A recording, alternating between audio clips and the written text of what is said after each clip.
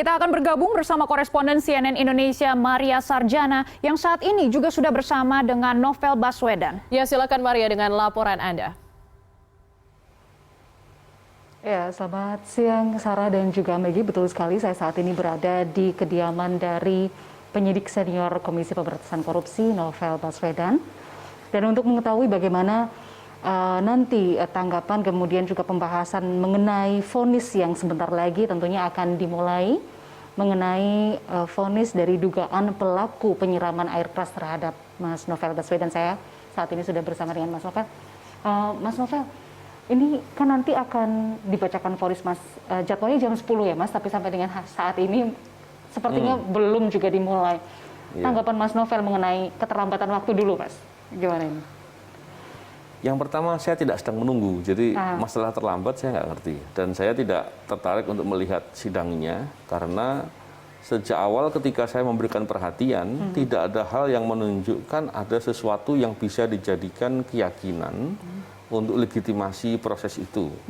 Saya justru melihat banyaknya kejanggalan, banyaknya permasalahan, yang sepertinya pihak-pihak yang di persidangan di sana sedang dengan sengaja mendelegitimasi sendiri proses persidangan itu. Jadi sulit bagi saya memahami bahwa proses ini proses yang diharapkan untuk terkait dengan kepentingan peradilan perkara pidana. Iya. Jadi ini juga yang kemudian dipertanyakan oleh publik, mengapa Mas Novel sampai dengan saat ini tidak berada di persidangan, tetapi justru berada di rumah karena memang tidak sedang menunggu ya Mas ya proses persidangan itu. Begini, saya bukan pihak. Jadi saya bukan pihak.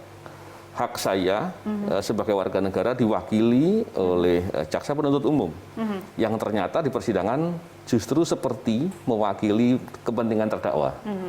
Dan saya tidak ada kewajiban atau kepentingan saya untuk harus hadir di persidangan, apalagi ketika permasalahan di persidangan itu begitu banyak. Jadi saya kira saya hari ini sedang BDR, bekerja di rumah, jadi saya kira saya lebih baik tidak terlalu melihat hal-hal yang justru memberi kesan bahwa ada proses sandiwara di sana. Kan saya pikir saya tidak sedang memerlukan melihat sandiwara hari ini.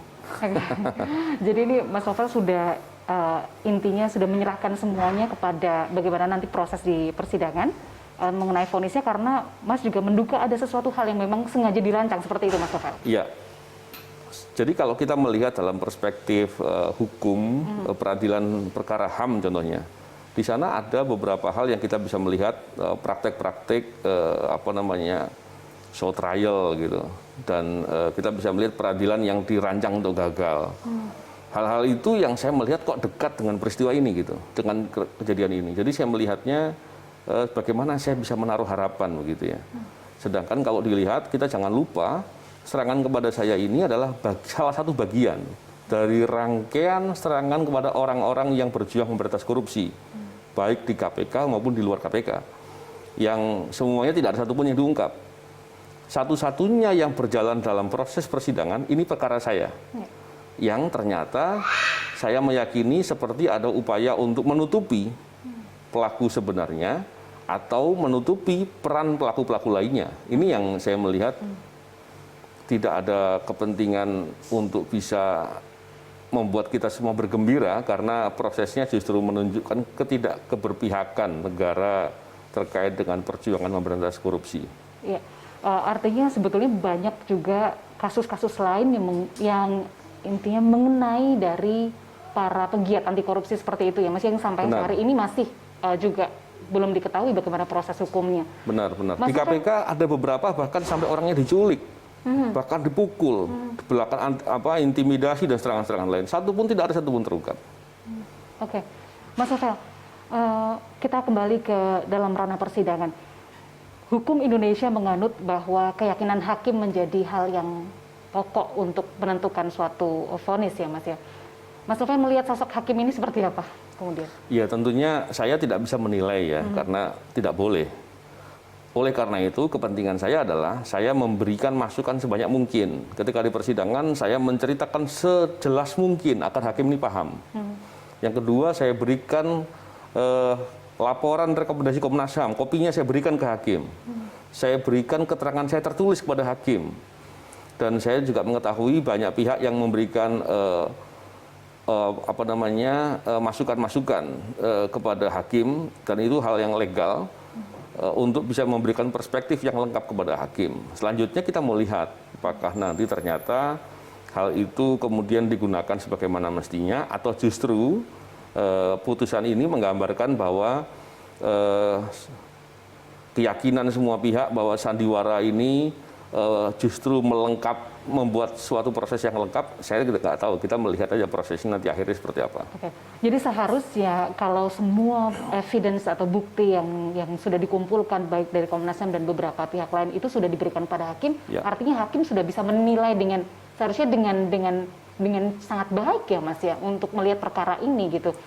Mas Novel, ada beberapa hal yang kemudian juga janggal di mana proses menyerahkan diri dan tidak menyerahkan diri ini kan menjadi hal yang berbeda ya Mas ya. Dalam fakta persidangan kemarin disebutkan bahwa ternyata terdakwa ini Roni Bugis dan juga Rahmat Kadir dinyatakan menyerahkan diri, sedangkan dalam kemarin konferensi pers dari pihak kepolisian menyatakan bahwa itu ditangkap. Tanggapan Mas Novel, apakah ini juga bagian dari skenario yang bagaimana Mas? Iya, kejanggalannya begitu banyak ya Mbak. Itu proses awal, kita bisa melihat kejanggalannya menggelikan lah. Kalau memang itu suatu hal yang penting, harusnya kan disampaikan dengan objektif ya. Kita kepentingannya seperti itu. Dan juga kita melihat kejanggalan-kejanggalan lain yang membuat kita semakin terheran-heran. Masa ada suatu perkara di mana saksi penting malah tidak diperiksa. Saksi penting malah justru tidak dihadirkan di persidangan. Ini kan berbahaya. Bahkan ada beberapa bukti yang sengaja tidak dimunculkan. Nah, ini kan menjadi pertanyaan. Ini persidangan ini sekedar memenuhi kepentingan saja atau menggali kebenaran material? Harusnya menggali kebenaran material, tapi tidak tampak dalam proses ini. Kami juga mendapat informasi tadi Mas Novel sempat menyatakan bahwa kebenaran materialnya tidak digali seperti itu. Nah, kami mendapatkan informasi bahwa barang bukti juga berubah ya Mas ya. Kalau tidak salah ada baju yang juga berubah dan kemudian ada cairan yang dicek 2 kali, padahal itu kan sudah 2 tahun tentu ini kan ada kadar-kadar yang menyusul. Bagaimana itu Mas Novel? Begini, yang pertama baju saya memang ada sobek di bagian depan. Sobeknya ternyata digunting.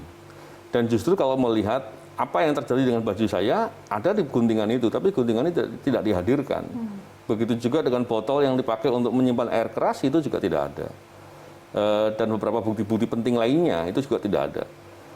Dan tergambar kan ketika kejadian itu jalan di tempat saya diserang itu kena airnya dan berubah warna, itu juga tidak dimunculkan. Jadi fakta-fakta itu yang membuat saya terheran-heran, loh ternyata kenapa fakta-fakta itu disembunyikan, ada apa? Kalau hanya kebutuhan untuk memaksakan seolah-olah itu air aki, saya kira ketahuan lah, kelihatan terlalu nyolok.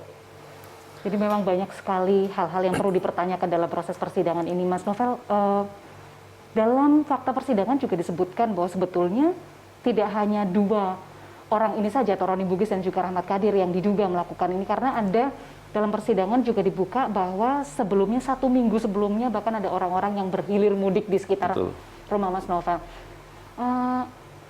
Ini juga menjadi fakta lain ya Mas, bahwa ini adalah perbuatan berencana begitu. Tanggapan Mas Novel bagaimana ini soal? Ya, sebetulnya proses yang di persidangan ini tadi saya katakan seperti sengaja mengarahkan seolah-olah serangannya adalah air aki, sehingga serangan itu bukan penganiayaan berat tapi penganiayaan ringan, penganiayaan biasa. Terus yang kedua disampaikan seolah-olah hanya 2 orang, seolah-olah motifnya pribadi. Padahal fakta-fakta tadi yang dikatakan terungkap dengan jelas. Yang lebih mengherankan lagi, saksi penting yang bisa menjelaskan lebih lengkap lagi tidak dihadirkan di persidangan. Jadi saya kira ini sidang untuk memenuhi kepentingan atau membuka fakta yang sebenarnya. Bahkan kalau kita lihat, kenapa sih itu penting untuk diungkap? Bukankah saya sudah maafkan pelaku? Iya, tapi kan kita perlu tahu siapa sih orang atau para preman yang didukung oleh suatu kekuatan tertentu yang berani-beraninya melawan kepentingan negara. Dan ternyata seperti seolah-olah dia menang, kan nggak boleh negara kalah dari preman ya, dari kelompok penjahat-penjahat. Ini yang berbahaya. Jadi saya melihatnya seperti itu, seperti ada kemasan untuk menutupi atau membuat suatu kepentingan tertentu. Oke. Jadi perbuatan yang menurut Mas Novel ini adalah melawan negara karena Mas Novel sedang bekerja untuk negara ya Mas ya, terkait dengan korupsi. Mas Novel, mungkin yang terakhir sebelum kita dengarkan bagaimana nanti vonisnya. Seandainya nanti vonisnya membebaskan kedua terdakwa, bagaimana Mas?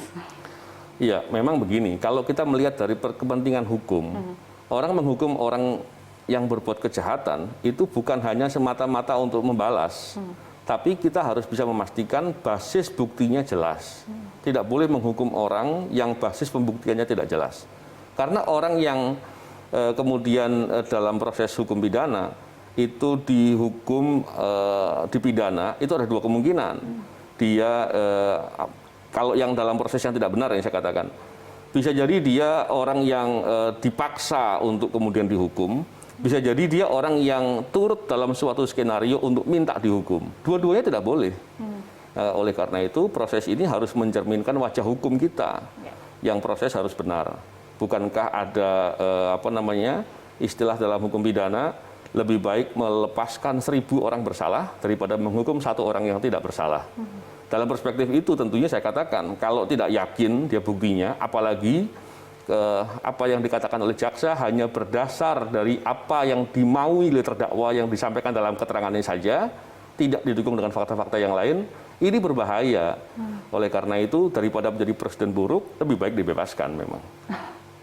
Oke, jadi ini jawaban yang luar biasa sekali Mas Novel. Kita punya kepentingan hukum yang harus dijunjung tinggi. Ya. Jangan kita kemudian terjebak dalam kepentingan marah, kepentingan dendam, dan lain-lain. Tak boleh. Karena kita harus membuat perspektif yang benar dalam kepentingan kebijakan hukum ke depan mau seperti apa. Apakah kita mau biarkan proses seperti itu, yang buruk tentu kita nggak ingin. Ya. Jadi ini nanti kita tunggu bersama ya Mas, bagaimana nanti keyakinan hakim terhadap kasus dari Mas Novel Baswedan. Sementara demikian Sarah dan juga Maggie, perbincangan kami dengan Novel Baswedan.